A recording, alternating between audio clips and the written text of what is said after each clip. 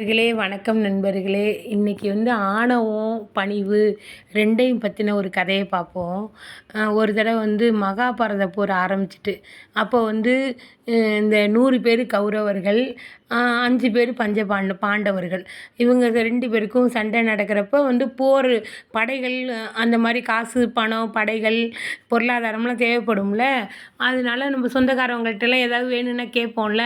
அது மாதிரி அர்ஜுனனும் துரியோதனனும் என்ன பண்ணாங்க, கிருஷ்ணர்கிட்ட போனாங்க போய் உதவி கேட்குறதுக்காண்டி. சரின்னு சொல்லிட்டு 2 பேருமே போயிட்டாங்க. கிருஷ்ணர் தூங்கிக்கிட்டு இருந்தார். தூங்குனதும் இவர் என்ன பண்ணார், ஃபஸ்ட்டு இவர் தலைமாட்டில் துரியோதனன் உட்காந்துட்டார். கால் மாட்டில் அர்ஜுனன் உட்காந்துக்கிட்டு கால் மாட்டில் உட்காந்துருக்காரு. எப்போ எந்திரிப்பாருன்னு பார்த்துக்கிட்டு அப்போ டக்குன்னு முழிப்பு கிருஷ்ணர் எந்திரிக்கிறாரு. எந்திரிச்சதும் அர்ஜுனனை பார்க்குறாரு. அர்ஜுனா எப்போ வா, என்ன வேணும், ஏன் என்ன விஷயம் அப்படின்னு கேட்டுட்டு அவரை பேசிக்கிட்டு இருக்காரு. டக்குன்னு கிருஷ்ணா, நான் உனக்கு அர்ஜுனனுக்கு முன்னாடி வந்துட்டேன், நீ என்னை பார்க்கலையா? அடடா, நீ உட்காந்துருக்கியா? சரி, நீ தலைமாட்டில் உட்காந்துருந்த, நான் உன்னை பார்க்க முடியலை. எந்திரிச்சதும் கால் மாட்டில் உட்காந்துருக்க அர்ஜுனனை பார்த்துட்டேன். அதான் சரி, யாரை ஃபஸ்ட்டு பார்த்தோன்னா அவங்களுக்கு தான் நான் என்ன செய்யணுமோ செய்வேன். சரி, நான் அர்ஜுனனை கேட்டாங்களாம். அர்ஜுனன் எனக்கு படை தனியாக இருக்கும், நான் தனியாக நிற்பேன்.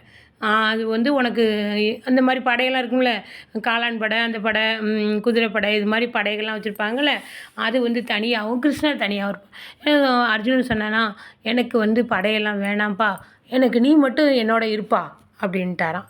சரிம்மா அப்படின்னு சொல்லிட்டு துரியோதன்கிட்ட கேட்டாராம். அப்பாடா, அவன் நான் படையை கேட்கலன்னு சொல்லிட்டு துரியோதனன் என்ன பண்ணால், எனக்கு நீ வேண்டாம், உன்னோட படை, உன்னோட சைத்தன்யங்கள்லாம் வேணும் அப்படின்னு சொல்லிட்டானான். நாராயண சைதன்யம் அவங்க வச்சுருப்பாங்கள்ல, அந்த ஒரு ஐதீகமான பேர்.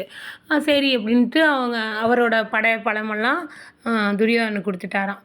அப்போ இதில் என்னன்னா, இப்போ இதில் அவர் படைபலத்தெல்லாம் வச்சுக்கிட்டு துரியோதனன் என்ன பண்ணாங்க, கௌரவர்கள் 100 பேருமே அந்த அது என்ன பாரத போரில் தோற்றுட்டாங்க. ஆனால் கிருஷ்ணர் மட்டும் பாண்டவர்களுக்கு துணை இருந்தார். கிருஷ்ணர்னாலே சத்தியம், தர்மம், நியாயம்னு சொல்லுவாங்கள்ல, அவர் தானே காக்கும் கடவுள். அவர் துணை மட்டும் இருந்ததுனால, கடவுள் துணை இருந்ததுனால அவங்க பாண்டவர்கள் பாரத போரில் ஜெயிச்சிட்டாங்க.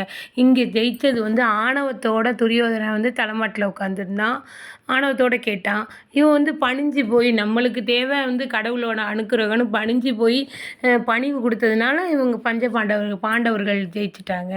இதுலேருந்து நம்மளுக்கு என்ன தெரியுது, எந்த சூழ்நிலையாக இருந்தாலும் கொஞ்சம் பணிஞ்சு இருக்கலாம், தப்பு இல்லை. கொஞ்சம் அது அதுதான் நம்மளை ஜெயிக்க வைக்கும். Okay, thank you.